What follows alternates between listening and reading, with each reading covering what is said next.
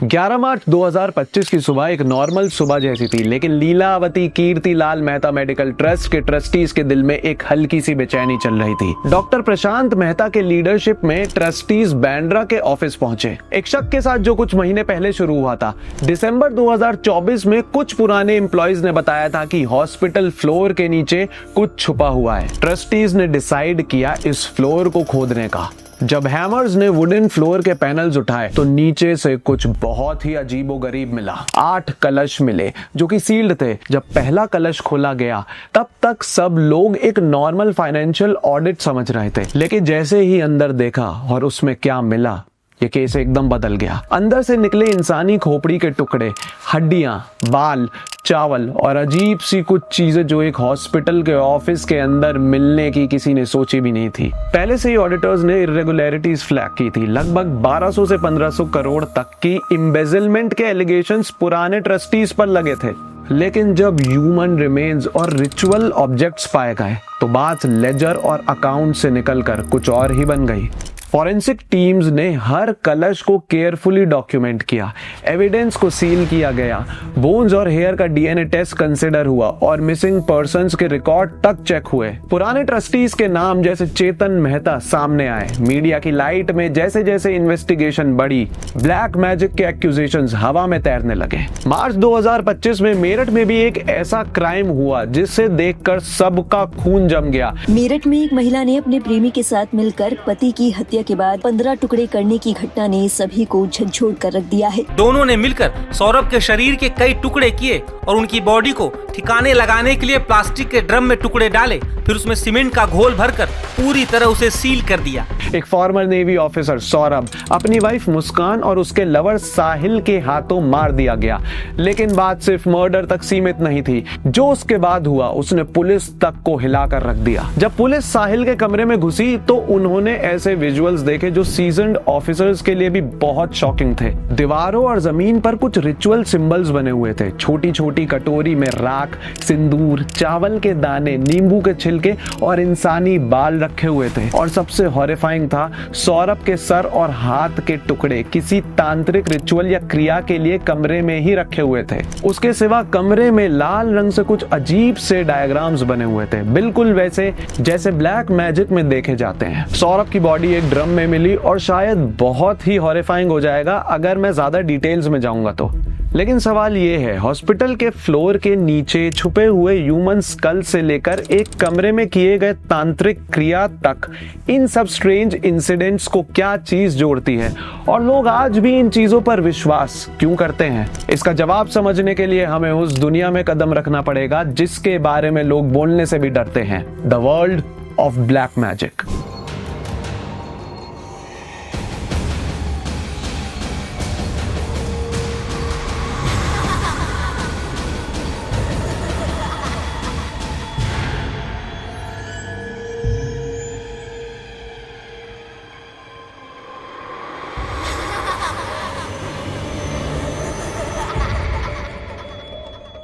लोग ऐसे रिचुअल्स या जादू करते हैं जो जिंदगी में घटने वाले इवेंट्स को चेंज करने के लिए किए जाते हैं। ये काम वो इनविजिबल फोर्सेस जैसे स्पिरिट्स या एनर्जीज को बुलाकर करते हैं। पुराने जमानों में जब साइंस नहीं थी, लोग मानते थे कि ऐसे पावर्स से कभी अच्छा और कभी बुरा नतीजा दोनों आ सकता है। और जब ये पावर्स किसी को नुकसान पहुंचाने, उसके दिमाग पर कंट्रोल करने या अपने सेल्फिश फायदे के लिए यूज की जाती है, तब इसे ब्लैक मैजिक कहते हैं। लोग अक्सर तब इस तरफ जाते हैं जब वो कमजोर, डरा हुआ या किसी से जलन महसूस करते हैं और जल्दी से कोई सॉल्यूशन चाहते हैं।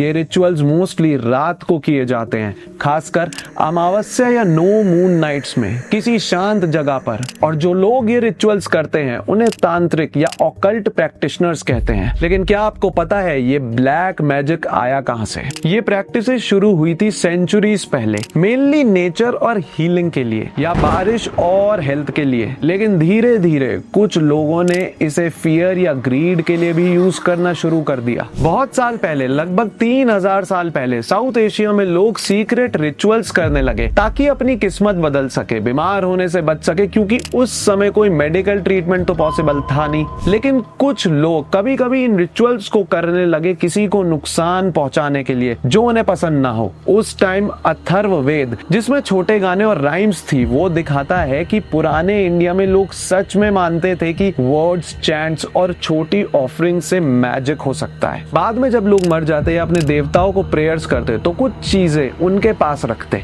जैसे खाना और मिट्टी के बर्तन, क्योंकि उन्हें लगता था कि आत्मा को इससे मदद मिलेगी। आर्कियोलॉजिस्ट जो जमीन खोदकर पुरानी चीजें ढूंढते हैं उन्होंने देखा कि ये बरियल्स और ऑफरिंग्स बार बार होती थी। अब कोई सॉलिड प्रूफ नहीं है कि ये ब्लैक मैजिक काम करता था या नहीं, लेकिन ये पक्का है कि पुराने लोगों की जिंदगी में ये रिचुअल्स एक बहुत बड़ा हिस्सा थे। फिर 1st सेंचुरी सीई से मेडिवल पीरियड के बीच लोगों ने एक नया तरीका वर्शिप करने का बनाया जिसे तंत्र कहते हैं। तंत्र के कुछ हिस्से सॉफ्ट और पीसफुल थे, योगा और डिवोशन से भरे, लेकिन कुछ हिस्से आउटसाइडर्स को बहुत अजीब और थोड़े डरावने लगे। बाद में उन लोगों ने ही इसे ब्लैक मैजिक कह दिया, लेकिन असल में बहुत से तांत्रिक प्रैक्टिसेस एक्चुअली हीलिंग के लिए होती थी, हार्म के लिए नहीं। उसके बाद जब ब्रिटिशर्स इंडिया आए 18th और 20th सेंचुरी के बीच, उन्हें ये पुराने कस्टम समझ ही नहीं आए। उन्होंने इसे सुपरस्टिशन कहना शुरू कर दिया। फिर बाद में मूवीज, अखबार और अब इंटरनेट ने रियल और इमेजिनरी स्टोरीज मिक्स कर दी और ये सब चीजें और मिस्टीरियस लगने लगी। तो फिर सवाल उठता है, लोग इतने पुराने और मिस्टीरियस कस्टम्स को इतना सीरियसली क्यों लेते हैं और दिवाली की रात ब्लैक मैजिक रिचुअल्स के लिए क्यों स्पेशल मानी जाती है? सोचो, दिवाली की रात को चांद छुप जाता है, रात पूरी तरह अंधेरी हो जाती है और ये अंधेरा बहुत मैजिकल लगता है, जैसे कमरे में लाइट्स बंद कर दी और एक छोटी सी मोमबत्ती जल जाती है। अब क्योंकि दिवाली अमावस्या पर आती है, पुराने टाइम में लोग मानते थे कि ये रात खास होती है स्पिरिचुअल काम के लिए। लोगों को लगने लगा कि ये रात पावरफुल है, तो लोग छोटी छोटी कोइंसिडेंसेस नोटिस करते और उन्हें याद रखते। इससे बिलीफ और फैलता था। इसे कह सकते हैं कंफर्मेशन बायस। एंथ्रोपोलॉजिस्ट इस टाइप की रात को लिमिनल टाइम कहते हैं, मतलब जब नॉर्मल रूल्स थोड़ी देर के लिए रुक जाते हैं और चीजें थोड़ी अलग, अनयूजुअल या मैजिकल फील होती हैं। और हार्वेस्ट के बाद सभी के पास खाना, पैसा और टाइम होता है सेलिब्रेट करने का। सब एक साथ होके नए कपड़े खरीदते हैं, फ्रेश स्टार्ट करते हैं और इसी रात को लोग कभी कभी सीक्रेट रिचुअल्स करने के लिए भी चूज करते हैं ताकि अपनी छोटी प्रॉब्लम्स या विशेस जल्दी पूरी कर सकें। और ये सिर्फ शहरों की बात नहीं है, इंडिया के कुछ हिस्सों में और भी अजीब और पुरानी कहानियां छुपी हुई हैं। कुल्लू, सिरमौर, निर्मांद, शिलाई और चौपाल जैसे इलाके जहां लोग एक दूसरी दिवाली मनाते हैं। ये होती है बुद्धि दिवाली या फिर डार्क दिवाली, जो आमतौर पर 1 महीने बाद आती है, अगली अमावस्या की रात को। कहते हैं जब भगवान राम लंका से जीतकर अयोध्या वापस लौटे तो उनकी खबर इन इलाकों तक देर से पहुंची। तो जब इन लोगों को पता चला, उन्होंने भी दिए जलाए, धूमधाम से सेलिब्रेशन किया, पर वो सब कुछ 1 महीने बाद हुआ। इसलिए यहाँ आज भी बुद्धि दिवाली मनाई जाती है। निर्मन के लोगों के अनुसार इस दिन एक और पुरानी कहानी जुड़ी हुई है। दानव और असुर नाम के 2 राक्षस जो पहाड़ों के नीचे सांप के रूप में रहते थे, उनका विनाश इसी दिन हुआ था। इसलिए लोग मशाल जलाते हैं, रात भर गानों पे नाच गाते हैं और अग्नि के चक्कर लगाते हैं। पुराने जमाने में कुछ गाँव में बुद्धि दिवाली के टाइम बलि प्रथा भी होती थी। बकरी या कोई और जानवर मंदिर के पास चढ़ाकर लोकल देवता जैसे शिरगुल देवता को वो खुश करते थे या बुरी आत्माओं को दूर रखने के लिए ये सब करते थे। पर आजकल कानूनी और सामाजिक नियमों के चलते ये सब कहीं कहीं बंद कर दिया गया है। जहाँ एक तरफ हिमाचल के पहाड़ों में लोग बुद्धि दिवाली मनाते हैं, वहीं दूसरी तरफ असम में ब्रह्मपुत्र के किनारे एक छोटा सा गांव है मयोंग। मयोंग को the land of black magic कहा जाता है। सदियों से ये जगह एक राज रही है, पुरानी कहानियां, जादू टोना और तंत्र मंत्र से भरी हुई। कहा जाता है कि भीम और हिडिंबा के बेटे घटोत्कच ने भी कुछ जादुई शक्तियां इसी मयोंग की भूमि से पाई थी। हिस्ट्री की माने तो जब अहोम साम्राज्य अपनी पावर की चरम सीमा पर थे, तब भी यहाँ के लोगों में जादुई काम बहुत मशहूर थे। कहते हैं राजा राम सिंह जो मुगल बादशाह औरंगजेब के सेनापति थे, वो मयोंग के जादू से इतना डरते थे जितना अहोम की सेना से नहीं डरते थे। ब्रिटिश रूल के टाइम में जब 19th सेंचुरी आई तो ये सारी प्रैक्टिसेस दब गई, पर मयोंग के लोगों ने अपनी पुरानी परंपरा छोड़ी नहीं। जनरेशन से जनरेशन वो मंत्र और विद्या आगे बढ़ाते गए। उनके मंत्रों को 2 हिस्सों में बांटा गया है, कुमंत्र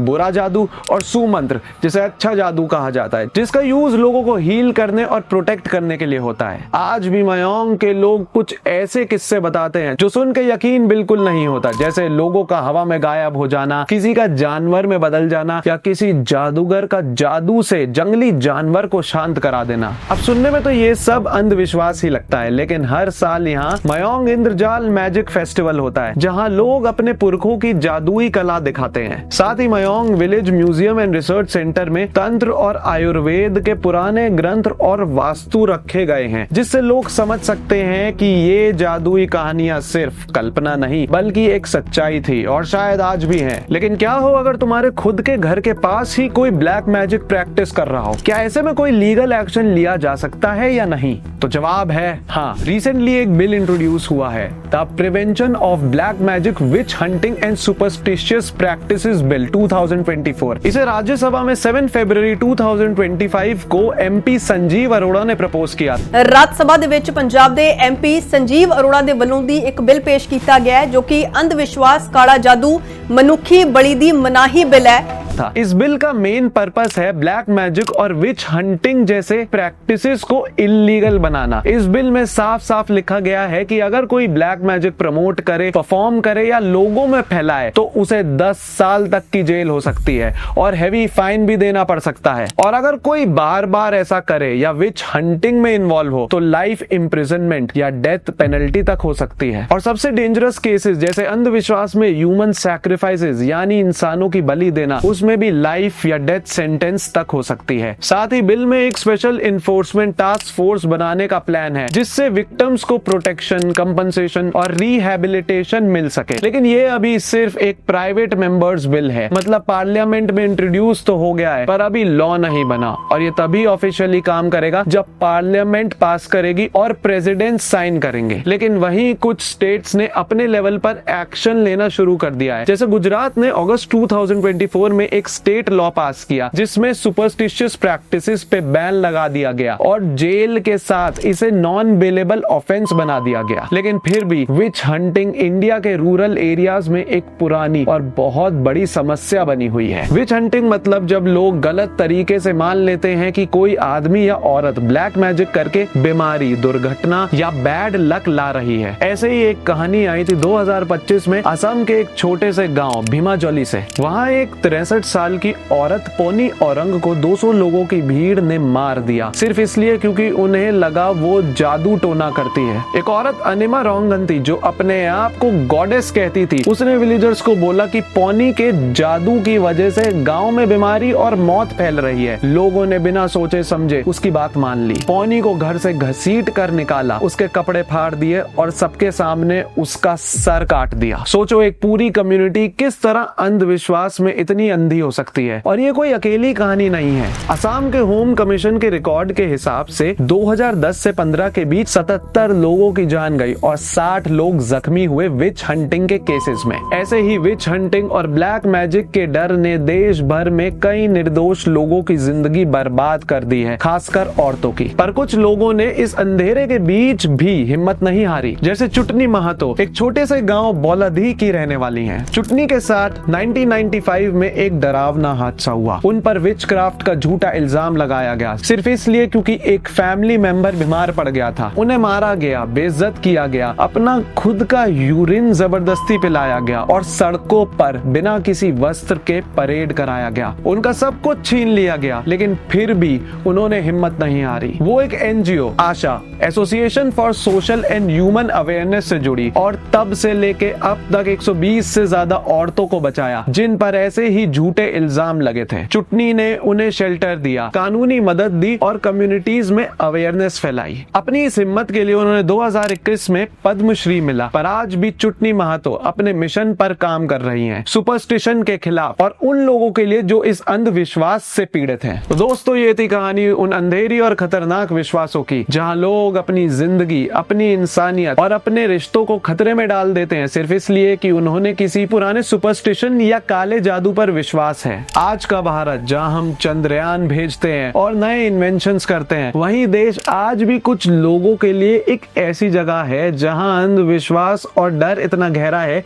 कि सच और झूठ का फर्क ही धुंधला हो जाता है। पर अगर मुझसे पूछा जाए कि ब्लैक मैजिक सच में होता है या नहीं, तो मैं सीधे तौर पर कुछ जवाब नहीं दे सकता, लेकिन हिस्ट्री और इंसिडेंट्स दिखाते हैं कि लोगों ने ऐसी चीजों के लिए इंसानियत को इग्नोर जरूर किया है, किसी का नुकसान किया है या खुद को खतरे में डाला है। अब पर्सनली मैंने कभी कोई ब्लैक मैजिक एक्सपीरियंस नहीं किया, लेकिन ऐसी जगह और लोगों से दूर रहना ही सबसे सेफ ऑप्शन है, क्योंकि दुनिया में जैसे पॉजिटिव पावर है वैसे ही नेगेटिव पावर भी एग्जिस्ट करती है। जैसे रोशनी के साथ अंधेरा भी होता है, वैसे ही अच्छाई के साथ बुराई भी होती है। इसलिए अवेयरनेस फैलाना और एजुकेशन को बढ़ावा देना ही एक रास्ता है जिससे हम सुपरस्टिशियस और हार्मफुल प्रैक्टिसेस को रोक सकते हैं। तो आप लोग भी अपने दोस्तों और परिवार के साथ ये अवेयरनेस शेयर करें, सोच विचार करें और किसी भी सुपरस्टिशन या हार्मफुल प्रैक्टिस में कभी इन्वॉल्व ना हो। ब्लैक मैजिक या सुपरस्टिशन का डर किसी भी तरह ये जस्टिफाई नहीं करता कि हम किसी की जिंदगी को हार्म करें। अगर आपको ये वीडियो पसंद आई तो अपने व्यूज कमेंट में जरूर शेयर करें। जो भी सोर्सेज मैंने यूज किए हैं वो डिस्क्रिप्शन बॉक्स में डाल दिए गए हैं, आप चेक कर सकते हैं। अवेयरनेस फैलाएं, सीखिए और लॉजिकली सोचने की आदत डालें, क्योंकि तभी हम सच में अपनी और अपने समाज की सुरक्षा कर सकते हैं। मिलते हैं अगली वीडियो में।